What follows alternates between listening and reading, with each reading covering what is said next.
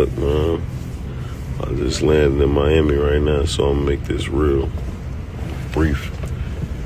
I got shit to do.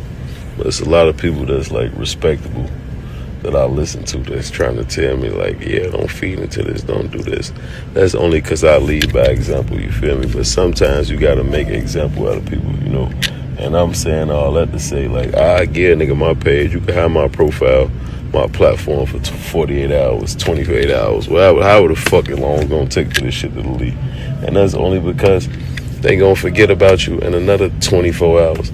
But I want you to get some recognition. I want a nigga to get what they looking for out this shit if you want some clout so much, cause shit, we all from the same place. I want you to be able to do the shit that I'm doing, cause I know you can't afford a flight to Miami and a hotel and a flight back, so I'm trying to help you out.